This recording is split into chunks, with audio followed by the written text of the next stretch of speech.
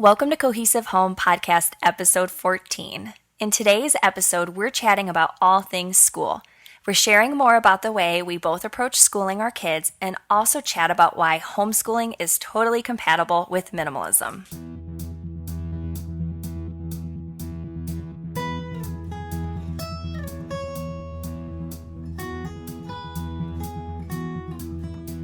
Cohesive Home is a podcast for families desiring an uncomplicated life, looking for inspiration to create your unique family culture and values-driven home.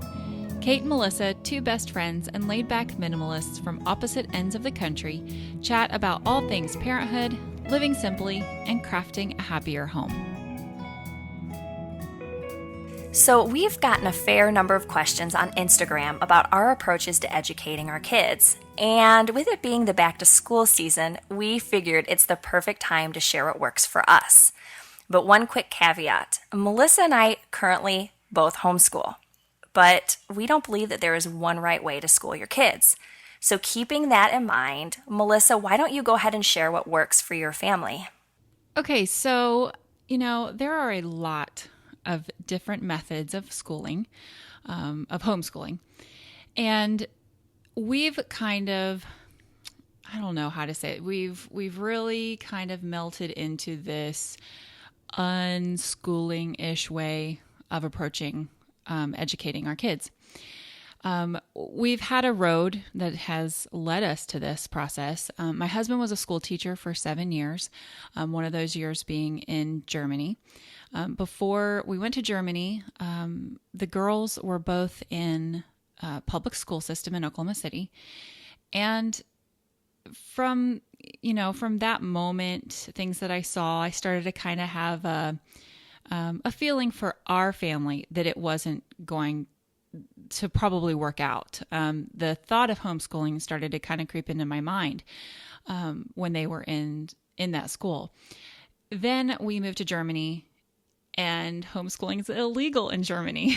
And if anyone truly knows me, if you tell me I can't do something, I want to do it even more. I'm just like, So true. I will. So that whole year, we were really blessed, though. They went to the school that Brandon taught at, and so it was a really great school, very small, private international school. That was great education. So we came back, and my first thought was, well, I'm going to homeschool. And our first 6 months of homeschooling was just, I cried. I lost my mind. I didn't know what I was doing. I thought I need to try this curriculum and this curriculum and this one. And it just kept going. So I also was living with my in-laws at that time. So keeping a minimalistic, approach even at that point, because of the amount of space that I had, which was like nothing in a room, I had to really say, okay, well, I want to try this curriculum, but I don't have the room for it or whatever. Or I want to try this over here, but I don't have the room for it. So it helped me keep buying more than I wanted at bay. The good thing about not buying those things was that we actually ended up going more towards a child-led, Charlotte Mason-ish unschooling approach. So, that's kind of how we approach things. But Kate, I know you really like the Montessori and Charlotte Mason. How do you approach it? Yeah. So this is really, I would say, our first true year homeschooling. My daughter is kindergarten age, and so we kind of dabbled in it a little bit last year with some junior kindergarten curriculum, but I'm really figuring out how I want to homeschool her and what will be my methods for doing so. So like Melissa, mentioned, when my daughter was 3, we sent her to a 4-day-a-week Montessori preschool. And I absolutely love Montessori theory and the reasons behind how they choose to school children. It just wasn't a good fit for us. And so for us, that's what really led us toward the homeschooling route. And so this year, our approach is to keep things simple. Melissa's been encouraging me to not hyper focus, and I think it's so important because if you are homeschooling, for those of you listening, there's so much information on the internet and on Pinterest and all these different activities you can do with your kids, and it is overwhelming. Yes, it is. And I think that was part of my like meltdown last year, was seeing new friends that I made here in our town, that they all had a different approach, Right. and they all had a different curriculum that they liked. And I had to really step back and say, okay, what's right for my kids? What's right for the way I am as an educator, right? And this can be applicable for even people who do have children that go to school during the day, but they may do a summer, sort of a homeschooling summer program with their kids, or they like to, extend school, after they get home from work, and maybe like work with their kids with some things. So I try and encourage Kate to not don't stress out, don't overthink it. Well, and I am so glad for Melissa's help, because otherwise I would have just bought every curriculum under the sun, which is so not compatible with our family philosophy of minimalism. And so instead I have, I bought a little math curriculum. It's just a small book. It's a Charlotte Mason style. My daughter loves it because it's story based. And then we have the Oak Meadow curriculum, which is Waldorf. But again, it's so simple. I mean, the kids basically need a drawing pad and crayons. And then we're using the library as our other main resource. Yeah. Yeah, I had the just wonderful chance of finding this woman. Her name is Carol Joy Said, I think is how you say her last name. She and I shared her, with you, Kate.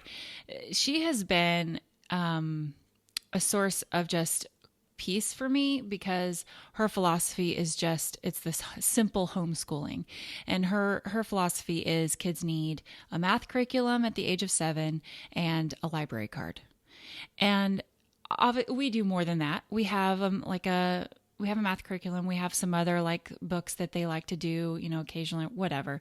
But that library card has been like, oh, because you can get all these wonderful books. And, that lends itself so beautifully to minimalism. Yes.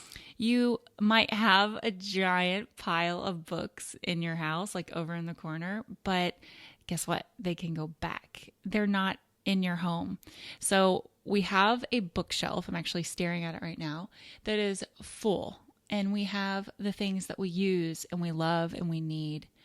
But then other than that, we try and get everything from the library. Yes. Yeah. I mean, right now I have the Ordinary Parent's Guide to Teaching Reading.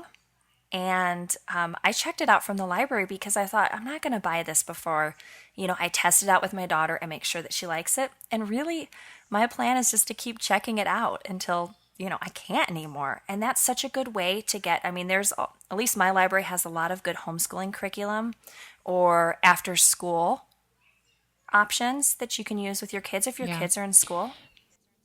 One thing I recently found out about was the interlibrary loan. You can get books from all over the place, and they may only be for like a week or something, but and it might take a while to get them, but you can get books from all over the country. So that's really a cool resource. The one thing though, that I know, friends of mine have always asked me that are also homeschoolers, they're like, well, I have so much stuff.